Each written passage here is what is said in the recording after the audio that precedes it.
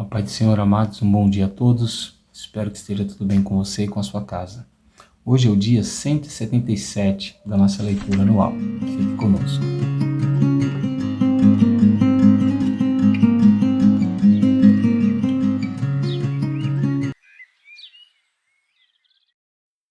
Amados, nós estamos estudando o livro dos Salmos e a nossa porção diária de hoje, ela vai do Salmo de número 90 até o Salmo de número 94. Amém? Se organize durante o seu dia, faça sua leitura, medite nessas palavras. São palavras poderosíssimas para a sua vida, né? E eu creio que Deus irá te abençoar profundamente através desse tempo dedicado à sua palavra. O nosso texto devocional de hoje, ele vai se encontrar no Salmo 90 e no verso de número 12. Amém? Então, o Salmo 90, verso 12, vai nos dizer assim: Ensina-nos a contar os nossos dias para que alcancemos coração sábio. Amém? Bom, amados, nós temos aqui uma porção de salmos muito lindos, muito preciosos, com textos que talvez você vai conhecer, né? Mas é importante nós ressaltarmos que nós já estudamos o primeiro livro dos Salmos e o segundo livro de Salmos, né? E também estudamos o terceiro livro dos Salmos. Nós estamos agora na quarta repartição do livro dos Salmos. Lembrando que é um livro só, mas ele é repartido em algumas partes, né? Ele é dividido em algumas partes, perdão. E nessa porção de hoje, nós temos aqui alguns salmos anônimos, ou seja, nós não sabemos exatamente quem os escreveu, mas sabemos que ele veio de inspiração divina e que pode falar profundamente aos nossos corações. O Salmo 91, ele vai falar sobre a proteção de Deus, sobre como Deus livra e protege aqueles que confiam nele. E é pautado nesse salmo, por exemplo, que Jesus usa um dos argumentos contra a Satanás, né? Onde Satanás usa o Salmo 91 e o verso 11 para afrontar o Senhor, né? Então o Senhor, ele usa a própria palavra para mostrar para Satanás que nós não podemos viver de versículos isolados, né? Deus não honra promessas mal analisadas, ele honra promessas bem estudadas e bem analisadas, né?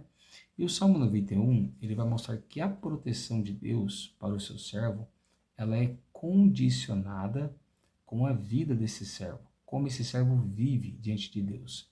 Exemplos, o verso 1 ele diz: aquele que habita no esconderijo do Altíssimo, a sombra do Onipotente descansará. Preste bem atenção que não é para todos esse descanso, certo? Na sombra do Onipotente. Esse descanso é apenas para aqueles que habitam no esconderijo do Altíssimo. Então você precisa estar no local do esconderijo de Deus, ou seja, você precisa estar em constante busca a Deus. Essa proteção são para pessoas que se isolam do mundo, são para pessoas que separam o tempo de dedicação a Deus, né? Outra coisa interessante, aqui nós temos o verso 4 que diz que a verdade é proteção e escudo para essa pessoa. Observa que essa pessoa precisa amar a verdade para que ela se torne o seu escudo e a sua proteção. Aonde se encontra a verdade? Na palavra se encontra a verdade. Depois no verso 9, por exemplo, nós temos: você disse, o Senhor é o meu refúgio. Você fez do Altíssimo a sua morada. Olha que coisa interessante. De novo, ele está dizendo que essa pessoa priorizou a presença de Deus, certo? Olha o que acontece em sequência. Nenhum mal lhe sucederá, certo? Então, essas proteções e essas promessas de Deus, ela é condicionada com a maneira com que essa pessoa honra a Deus. Amém? O verso 14 confirma de novo, porque ele diz: Deus diz, porque a mim se apegou com amor, eu o livrarei. Você reparou que essa pessoa ela está sempre priorizando Deus e a sua presença? Ela não busca Deus por interesses, ela busca Deus por amor. Amém? Se você quer essas proteções, você precisa priorizar a presença de Deus. O Salmo 92 é um salmo de gratidão, é um hino de louvor a Deus, né? E esse salmo ele mostra como é bom, como é importante o cristão saber ser grato, ser adorador e dar louvores ao Senhor constantemente, certo? Ele chega a dizer um verso lindo, né? O verso 2 que ele diz: anunciar de manhã sua misericórdia e durante a noite a sua fidelidade. Então ele acorda lembrando que naquele dia o Senhor teve misericórdia dele e lhe deu mais um dia de vida. E ele dorme falando: Senhor, como eu sei que tu és fiel, o Senhor me dará mais um dia amanhã, né? Esse salmo, por exemplo, também me estimula a priorizar a presença e a casa de Deus. Precisamos frequentar a igreja, amados. A maioria dos salmos falam da importância de estar na casa de Deus. Eu sei que para muitos isso soa como uma simples religiosidade, mas não é. É um ato de compromisso para você estar ali louvando a Deus e aprendendo sobre Ele. Então o verso 12, ele diz assim: o justo florescerá como a palmeira e crescerá como o cedro do Líbano.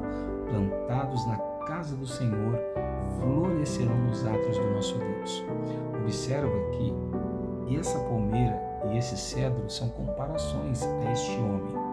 E além de serem duas árvores muito importantes na Palestina, essas árvores estariam plantadas na casa de Deus. Ou seja, essa pessoa é uma pessoa que se plantou como árvore importante na presença de Deus. O que é a palmeira para os palestinos? Para os palestinos, a palmeira ela representa vitória, representa paz, prosperidade e representa beleza, alegria. Uma boa parte dos jardins contém muitas dessas palmeiras. O jardim de Salomão, por exemplo, continha várias dessas palmeiras. E o cedro do Líbano? Esse cedro do Líbano, ele cresce de 1 metro a 1,5 metros nos primeiros 3 anos, não para cima, para baixo da terra, certo? As suas raízes crescem primeiro, e nesses primeiros 3 anos, para cima, ele cresce apenas 5 centímetros. O que isso quer dizer para nós? Quer dizer que a pessoa que habita na casa de Deus, primeiro ela cresce espiritualmente, ela cresce na fé, no amor, na esperança, né? Ela cresce nesses requisitos, porque a fé, a esperança e o amor são as bases, são os pilares do cristianismo. Nós vamos estudar isso no Novo Testamento. Então, o cedro do Líbano representa uma pessoa que busca a presença de Deus na casa de Deus, não por bens materiais, mas para crescer espiritualmente. Enquanto muitas pessoas olham ele por fora, materialmente, e falam: essa pessoa não está sendo abençoada, mas o espírito dessa pessoa está muito fortalecido. Então, busque a presença do Senhor.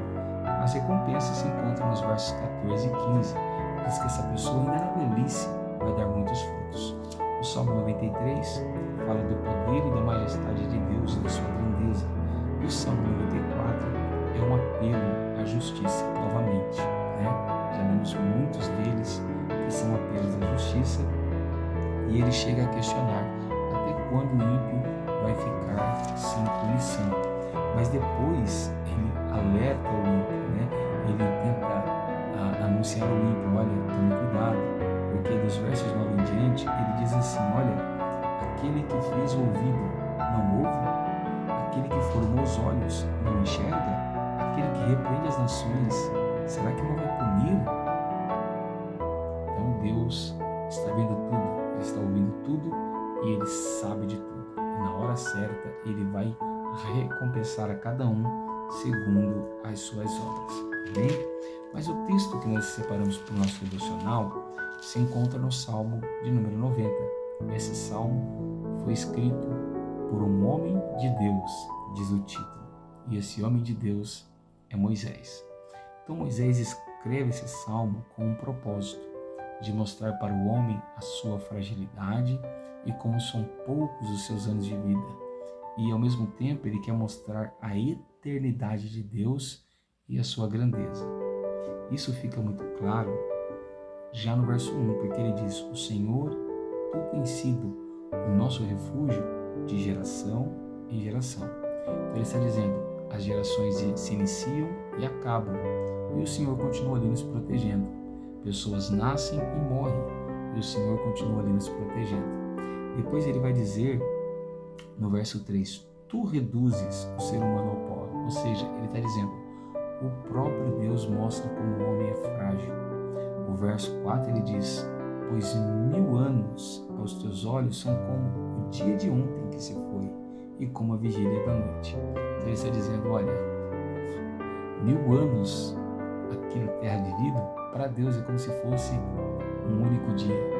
Então vamos considerar aí que a terra tenha, não sei, 6, 5 mil anos. Algumas pessoas dizem milhões, bilhões, não sei, né? Quem sou eu para falar? Biblicamente, vamos falar, poderíamos chutar isso, né?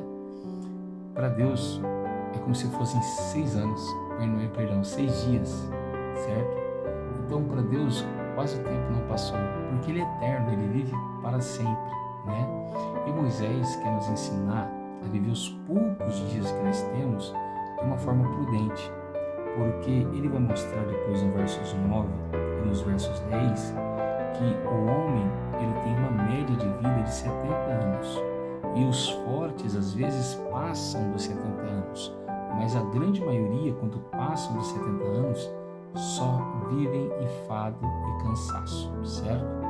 Então ele vai dizer para nós, o que nós podemos fazer então? Se a nossa vida é só cansaço e fadigas.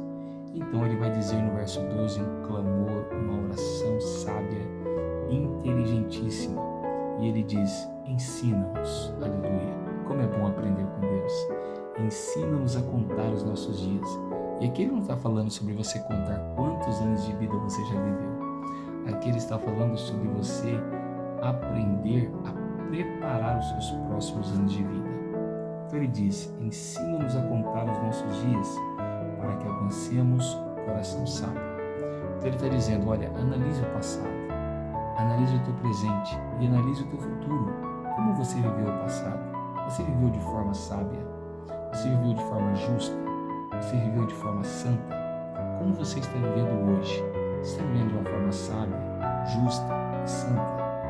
Se você ainda não fez isso, ele está dizendo, daqui para frente, tente fazer, para que Deus possa te dar um coração sábio, e um coração sábio vai aprender a viver os seus dias da melhor maneira possível. Lembre-se sempre, o salário do pecado é a morte, e quanto mais você peca, mais ela se aproxima de você, mas o dom da graça é a vida, amém? E Cristo quer te dar vida abundante. Então eu preciso, viva de forma correta, viva de forma sábia, conte os seus dias, ou seja, analise a sua vida, para que Deus possa te dar um coração sábio e você ter anos longos e prósperos de vida. Amém? Eu sou o pastor Tiago, da Igreja Pentecostal Poder da Palavra, e quero orar por você nessa manhã. Abra o seu coração, feche os seus olhos e ore ao Senhor comigo. Senhor, nosso Deus e nosso Pai, somos gratos pela sua graça, pelo seu favor e pela tua misericórdia. Perdoa os nossos pecados, as nossas falhas, os nossos erros e nos ajuda, Senhor, nessa manhã a fazermos aquilo que Moisés orou, a cumprirmos aquilo que Moisés declarou nesse salmo. Nos ajude a entender, Senhor, que o Senhor é de eternidade a eternidade, mas nós não. Nós temos poucos anos de vida e muitas das vezes temos vivido esses poucos anos de uma forma imprudente e de uma forma errônea. Quantas vezes temos gastado nosso tempo em pecados, em erros, ou às vezes não cometemos pecados graves, mas somos omissos, não vivemos para Ti. Nos ensina, Senhor, a analisar a nossa vida, para que possamos viver para a Tua glória, para o Teu louvor e para a Tua adoração, para que assim possamos alcançar um coração sábio e prudente, para viver os melhores dias da nossa vida debaixo da Tua presença e debaixo da Sua bênção. É assim que nós te pedimos e te agradecemos em o nome de Jesus. Se você tem gostado dos nossos trabalhos, deixe o seu like no vídeo, compartilha com alguém que você sente que precisa dessa mensagem e se inscreva, caso você ainda não estiver inscrito, ativa o sino para que você possa estar todas as manhãs conosco. Amém? Que Deus te abençoe, fique com Ele e tenha uma ótima terça-feira.